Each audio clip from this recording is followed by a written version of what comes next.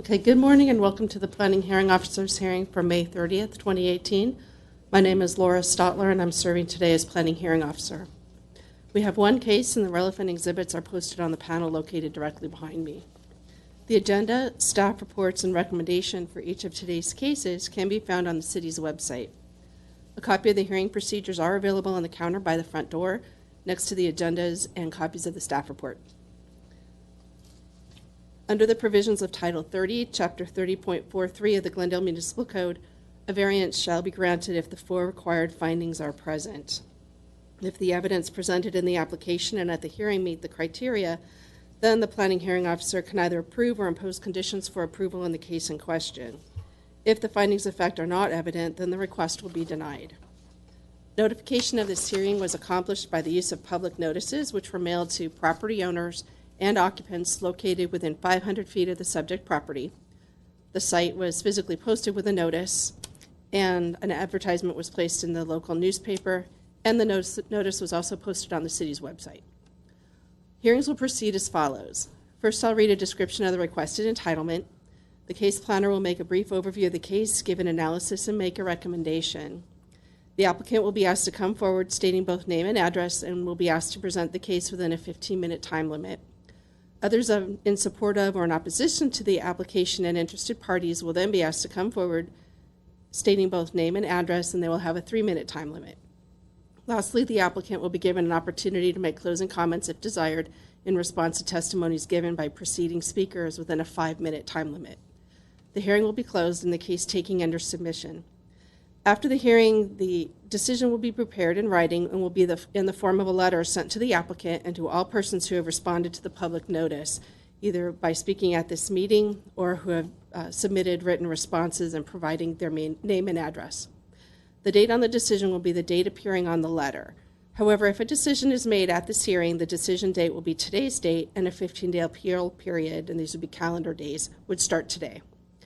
Under the appeal provisions of Title 30, Chapter 30.62 of the Glendale Municipal Code, the decision may be appealed to the Planning Commission within 15 days of the decision. Anyone wishing to appeal may obtain forms and brochures on the procedures from the Permit Services Center located in room 101 of this building. If you wish to speak, please write your name and address on one of the speaker's forms, which have been provided by the front door, and submit it to our planning assistant, or in this case, senior planner. I would like to also inform everyone that the official proceedings of the hearing are being recorded as part of the public record. So for the first case, we have variance case PVAR 1729670, located at 110 East Broadway. The applicant is John Sergio Fisher, and I would ask the staff to please provide a report. Good morning, Ms. Stotler. John Sergio Fisher is requesting approval of a variance to install a projecting sign on the existing Antaeus Theater located at 110 East Broadway. Approval of the variance is requested because the proposed projecting sign is larger than what would otherwise be allowed. The zoning code allows projecting signs to be not more than 12 square feet. In the downtown specific plan, and the proposed projecting sign is 36 square feet in area. With variances, there are 4 findings of fact that need to be made in order to grant a variance, and staff believes that these findings can be made and is recommending approval of the variance. The first finding, strictly applying the sign standards to the proposed projecting sign would result in unnecessary hardship because the theater is located in downtown Glendale in an area where similarly sized buildings and scaled signs already exist. Projecting sign standards were developed with more of a Main Street commercial area in mind and are not reflective of the downtown environment where the theater is located and its larger scale development, the large buildings in downtown. The intent of the sign code is to create a more attractive business climate, enhance and protect the physical appearance of the area, and encourage the most appropriate use of the land. Projecting signs are generally located on retail streets with significant pedestrian traffic, such as Montrose, the Montrose area, I should say, and advertising to shoppers who cannot otherwise see automobile-oriented signs.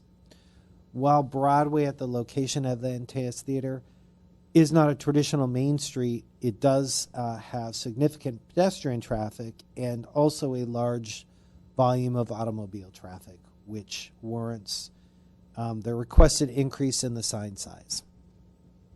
The second finding, there are exceptional circumstances or conditions applicable to the property involved or the intended use or development of the property that do not apply generally to other property in the same zone or neighborhood,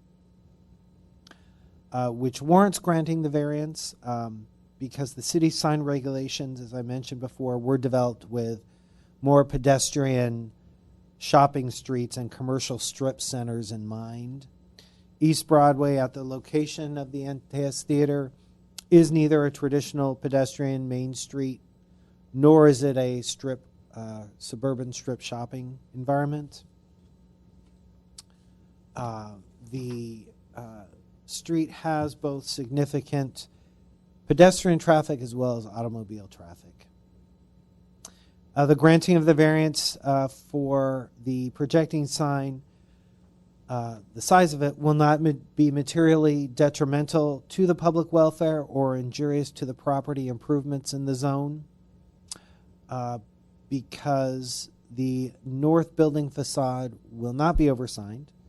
The sign has an attractive urban aesthetic, which will reinforce the Maryland Arts and Entertainment District, and other city divisions had no concerns related to the placement of the sign. The Maryland Arts and Entertainment District encourages the concentration of arts, culture, and entertainment venues, and as well as associate dining and retail uses. The proposed projecting sign is uniquely constructed and not simply a large can sign. It will be composed of a black sheet metal frame with translucent acrylic letters which match the existing marquee sign. The proposed projecting sign is distinctively composed with an attractive urban aesthetic, which will assist in fostering the lively environment that the city desires for this area. And the area already has a number of large signs. Finally, the granting of the variance will not be contrary to the objectives of the ordinance because these objectives include reducing obstructions that may lead to safety hazards, creating a more attractive business climate, as well as enhancing and protecting the appearance of the community. So the proposed sign is located about 10.5 feet above the sidewalk, so it is neither a visual hazard nor a obstruction to pedestrians or automobiles. Its location, the theater as well as the sign's location on East Broadway, will increase the prominence of the theater, thereby increasing its success and amplifying pedestrian traffic in the area. The proposed sign has a unique composition with an attractive urban aesthetic, and it's appropriate for its context. The location of the sign will not result in oversigning of the building. This north facade, which includes Marshall's, is a large facade and contains only 2 other signs. So staff supports granting the variance with the draft findings and conditions, and that concludes my presentation. I see that you have proposed condition 3 that talks about installing the sign higher than is proposed, and I was wondering why. Is that so it doesn't block the marquee? So it doesn't block the marquee, as well as I talked to our urban designer, and he also thought proportionally, as well as where the marquee sign is, it would look better 4 or 5 feet above where it is. Okay. All right, that's all the questions I have. Thank you. I'd like to call the architect on the project forward, Mr. Jackals. Good morning. Hello.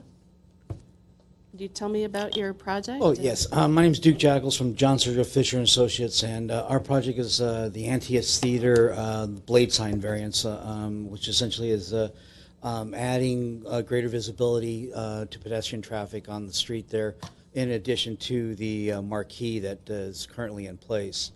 And it'll give the theater a greater visibility for foot traffic and a greater presence, seeing as though they've newly moved to the Glendale area and are building a base of patrons.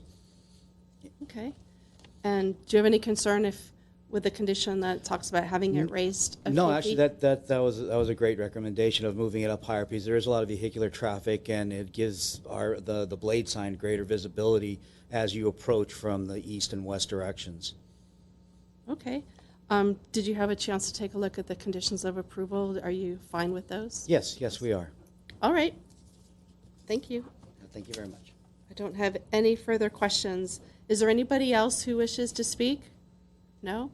Seeing none, then I am going, I think all the findings are in order, and we've had acceptance of the condition of approval. Therefore, I'm going to approve this project, subject to the conditions that are in the staff report. And I guess next, we have no further items on this agenda. So since there's no further items, this meeting is now adjourned. Thank you for coming.